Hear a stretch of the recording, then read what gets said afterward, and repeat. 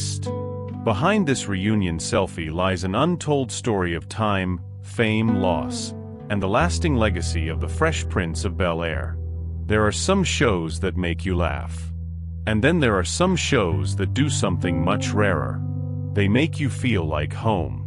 Not because life inside them is perfect. Not because the family never argues. Not because every problem is solved in 22 minutes. But because somehow beneath the jokes, beneath the dancing, beneath the bright colors and sitcom rhythm, there is love. That is what the Fresh Prince of Bel-Air became. Not just a comedy from the 1990s. Not just the show that introduced Will Smith to millions of viewers as an actor. Not just a fish-out-of-water story about West Philadelphia colliding with Bel-Air wealth. It became one of those rare television worlds that people do not merely remember. They revisit it emotionally. And maybe that is why this reunion image feels so powerful. Will Smith standing beside the young version of himself. The kid with the sideways grin, the restless energy, the bright jackets, the jokes that moved faster than his pain. Alfonso Ribeiro beside the younger Carlton. Still dancing, still trying too hard, still desperate to be taken seriously in his own home. Tatiana Ali looking at Ashley again. At the younger girl growing up in front of the audience without ever quite losing her softness. Karen Parsons meeting Hilary. That glamorous shield of confidence, vanity, comedy, and hidden affection. Joseph Marcel looking back at Geoffrey. The butler whose sarcasm could cut through any room, but whose loyalty always stayed. Janet Hubert and Daphne Maxwell Reid. Two different Aunt Vivs, both tied forever to the same family memory. And somewhere in the frame, where the heart of the image hurts the most, James Avery, Uncle Phil, still standing there in our minds, even though time has already taken him away. That is why this one is different. Because The Fresh Prince of Bel-Air is not really a story about luxury. It is a story about belonging. About what happens when a boy is taken out of one world and placed in another. About class, yes. About race, yes. About aspiration, manners, culture, and conflict, yes. But deeper than all of that, it is about whether love can survive the embarrassment of difference. Whether family can absorb chaos. Whether a child who arrives as a disruption can slowly become part of the heartbeat of the house. That is what made the show last. When it premiered in 1990 and ran until 1996 on NBC, it looked light on the surface. It was funny, musical, stylish, and instantly recognizable. But its afterlife did not come from fashion alone. It came from emotional architecture. This show knew when to joke. And it knew when to stop joking. It knew when to let Will be a clown. And it knew when to let him be wounded. It knew when to make Carlton ridiculous. And it knew when to let him be lonely. It knew when Aunt Viv was the force holding the room together. When Hilary's shallowness was really charm. When Geoffrey's distance was really protection. When Ashley was the one quietly seeing more than people realized. And above all, it knew what Uncle Phil meant. That is why the show never became disposable, even though it was a sitcom. Because it gave audiences more than jokes. It gave them emotion. It gave them meaning. It gave them pull, that irresistible warmth that makes people return. It gave them beauty, not only in clothes or houses, but in rhythm and chemistry. It gave them connection, because people saw pieces of their own families in the Banks family. And it gave them afterglow, that feeling after an episode ends, when one line, one hug, one silence stays with you longer than the punchline. That is one reason the series still matters. Another is simpler. It helped launch a star. Will Smith had already broken through in music, but The Fresh Prince of Bel-Air made him a television face, a comic lead, and eventually a crossover phenomenon. The role earned him Golden Globe nominations in 1993 and 1994 for Best Performance by an Actor in a TV Series, Comedy/Musical. That matters historically. But emotionally, what matters more is this. Young Will on this show was not polished. He was alive. Too loud sometimes. Too fast sometimes. Too insecure underneath the confidence. Too funny not to watch. Too vulnerable not to care about. And that is why imagining present-day Will beside 1990 Will is so moving. Because you are not only looking at a celebrity beside his younger self. You are looking at the birth of an identity. The kid who made everything into a joke. Standing next to the man who has lived enough life to understand what those jokes were protecting. Will Smith is still active in film, with current and upcoming projects continuing on his slate, which makes this imagined reunion feel less like a memorial and more like a long conversation between youth and experience. Then there is Carlton.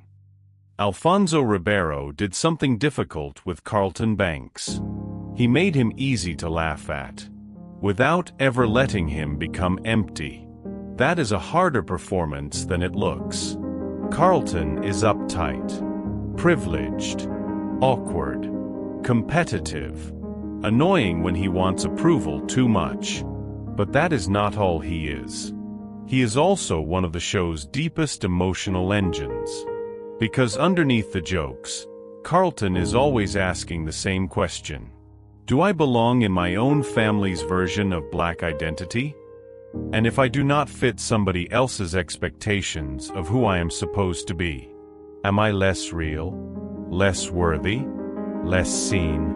That gave the show real meaning. Carlton was never just a punchline. He was a conflict about class, about masculinity, about respectability. About what happens when someone is mocked not only by outsiders, but by the people closest to him. Alfonso Ribeiro remains publicly active in entertainment, especially as a television host, including on America's Funniest Home Videos and Dancing with the Stars. So when you imagine older Alfonso standing next to young Carlton, it feels like one of sitcom history's most mocked sons finally receiving the dignity of time. Then there is Ashley. Tatiana Ali had one of the most delicate jobs on the series. She had to grow up in front of people, without losing the emotional credibility that made Ashley feel real. And she did. Ashley was sweetness, yes. But she was not just sweetness. She was sensitivity, observation. A daughter and little sister trying to understand the noise of the house while also becoming herself. That is why Ashley still matters. In a world full of louder personalities, she brought quiet truth. And years later, Tatiana Ali has continued acting, including more recent television work and appearances tied to the broader Fresh Prince legacy. So the then and now image works beautifully for her too, not as a story of disappearance, but as a story of continuity. Karen Parsons as Hilary Banks gave the show glamour and comic timing, but also something more subtle. Hilary made superficiality lovable. That sounds easy. It is not. She could be vain, dramatic, entitled, ridiculous, and still somehow feel warm. Still feel human. Still feel like someone whose love for her family was real, even when wrapped in fashion, attitude, and self-absorption. Hilary was not the moral center of the show. She was something else. She was color. She was sparkle. She was the proof that sitcom families need personalities that clash brightly enough to create a world you want to enter. Karen Parsons has remained part of the public conversation around the show and its legacy, even if not always in the same non-stop mainstream spotlight as some of her co-stars. That makes the older Hilary beside the younger one feel especially tender, because glamour fades in culture, but affection often does not. Joseph Marcel's Geoffrey is another reason the show aged so well. Because Geoffrey never played the servant as background. He played him as intelligence. as wit, as judgment, as the only man in the room, sometimes willing to tell the truth without dressing it up. He was elegance with bite. And without Geoffrey, the Banks household would have lost one of its sharpest instruments, the ability to laugh at itself. Joseph Marcel has continued acting on stage and screen, and also returned publicly for the 2020 reunion special, which only deepened the sense that Geoffrey was not just a sitcom role, he was part of the house's moral weather. Then we come to Aunt Viv. And here, time makes the story more complicated. Because the Fresh Prince of Bel-Air does not only carry warm memories, it also carries rupture. Janet Hubert played the original Vivian Banks for the first 3 seasons. Then Daphne Maxwell-Reid took over the role for the final 3. 4 years, that change sat in the history of the show like an unresolved wound. People talked about it, whispered around it, took sides over it. And that is one of the reasons the 2020 reunion special mattered so much. It was not just cast nostalgia. It was repair. A real attempt to acknowledge pain, distance, misunderstanding, and the cost of carrying conflict for decades. That reunion let the audience see something older than fandom. Reconciliation. That matters because it fits the whole selfie with time idea perfectly. A reunion image is not only about smiling faces. Sometimes it is about what the years finally make possible. A softer truth. A harder honesty. A peace that youth could not manage.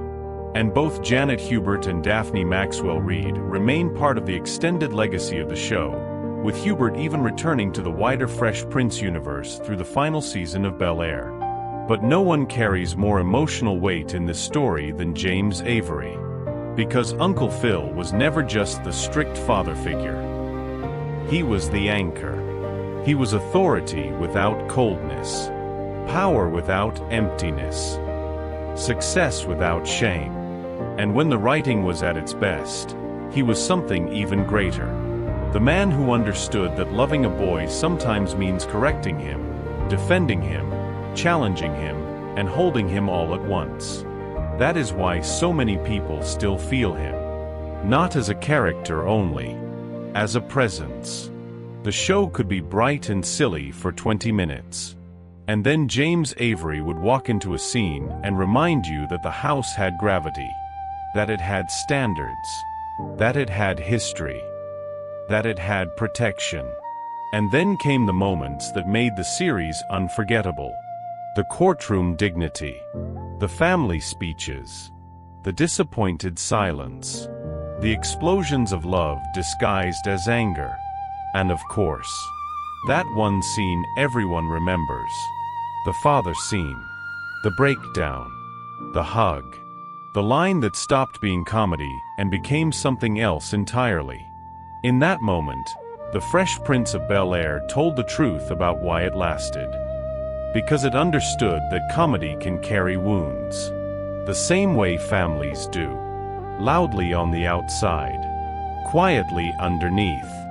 James Avery died on December 31st, 2013, at age 68, from complications following open heart surgery, according to AP reporting at the time. That fact changes the emotional temperature of every imagined reunion image connected to this show. Because now, when audiences picture the cast together, they are not only picturing the years, they are picturing absence. And absence is powerful. The 2020 reunion special made that heartbreak even clearer, with the cast reflecting on Avery's importance and on how much he meant not only to the series, but to their lives. So who is still active? A striking number of the best-known faces associated with the Fresh Prince of Bel-Air are still publicly active in entertainment or still closely connected to the franchise's legacy. Will Smith, Alfonso Ribeiro, Tatiana Ali, Joseph Marcel, Janet Hubert, Daphne Maxwell-Reid, and others. James Avery is the central major cast loss most people immediately associate with the show. And that gives this story a very particular emotional shape. Unlike some older classics where the cast list now reads partly like a memorial, Fresh Prince still feels alive. Not untouched by loss, but alive. Alive enough that the reunion happened. Alive enough that old tensions could be revisited. Alive enough that the show's legacy could continue into a dramatic reimagining Bel-Air, which ultimately ran through a fourth and final season. Now comes the larger question. Has any show surpassed The Fresh Prince of Bel-Air? If we are talking about awards alone, yes. It was beloved, but it was not an awards juggernaut. Its official awards footprint includes Will Smith's Golden Globe nominations and a smaller set of nominations and wins around the series, rather than the kind of sweeping prestige hall seen with some later television giants. If we are talking about technical importance in television history, there are other sitcoms and dramas that shaped the medium in different ways. But if we are talking about cultural warmth, about identity, about the way a show enters households, quotations, music, dance, clothing, and emotional memory, then The Fresh Prince of Bel-Air becomes very hard to replace. Because it did not only create laughs, it created familiarity. It became one of those shows people do not remember like a title. They remember it like a room. The living room, the staircase, the jazz of the theme song, the front door opening, the dance, the arguments, the hugs. That is not small. That is legacy. And it connects directly to the 6 things audiences really want from stories. They want emotion. This show gave them that, especially when it dropped the mask of comedy and let pain speak plainly. They want meaning. And the series had plenty of it. Class, race, family, aspiration, social codes, generational difference, and identity. They want attraction. That pull that makes a world unforgettable. Fresh Prince had one of television's most inviting worlds. They want beauty. And this show had beauty not only in fashion or 1990s style, but in chemistry, timing, and emotional rhythm. They want connection. That may be its greatest strength of all. And they want afterglow. That feeling after the episode, or after the years, when the show still feels close. Fresh Prince has that in abundance. That is why the selfie with time concept works so perfectly here. Because when you imagine the cast standing beside their younger selves, you are not simply seeing a sitcom reunion. You are seeing childhood meet adulthood. You are seeing jokes meet memory. You are seeing fame meet family. You are seeing actors meet the versions of themselves who had not yet lived enough life to understand what they were making. Young Will beside older Will. Young Carlton beside older Carlton. Young Ashley beside older Ashley. Young Hilary beside older Hilary. Young Geoffrey beside older Geoffrey. And Uncle Phil. Not there in body, but there in meaning. That may be the deepest truth of all. A great family show does not survive because every joke remains current. It survives because the love underneath the joke remains recognizable. And The Fresh Prince of Bel-Air still has that love. That is its value. Not just that it was funny. Not just that it launched careers. Not just that it became iconic enough to earn a major reunion special 30 years later. Its real value is that it made people feel something generous. It taught quietly that family can be chosen by effort as much as by blood. That class difference does not erase affection. That discipline and warmth can live in the same man. That dignity matters. That identity is messy. That comedy can hold real grief. And that a home becomes a home not because it is large, but because people keep making room for each other inside it. So if one day the whole cast could truly gather in one frame, if they could stand shoulder to shoulder with the young people they once were, it would not just be a nostalgic photo. It would be a portrait of growing up, of laughter surviving, of pain softening, of conflict healing. of one missing father figure still holding the room together through memory alone. And maybe that is the final legacy of the Fresh Prince of Bel-Air. It did not just show a boy moving from West Philadelphia to Bel-Air. It showed how love can translate, how family can stretch, how comedy can carry truth, and how time, even when it takes people away, cannot fully take away the feeling of being welcomed into a house that once made millions of strangers feel like relatives. What do you think is the real heart of the Fresh Prince of Bel-Air? The comedy, the family bond, or the emotional moments hidden beneath the humor? Which character feels the most moving to you when you imagine their younger and older versions standing side by side? Do you think any family sitcom has truly surpassed the Fresh Prince of Bel-Air in warmth, cultural legacy, and emotional connection?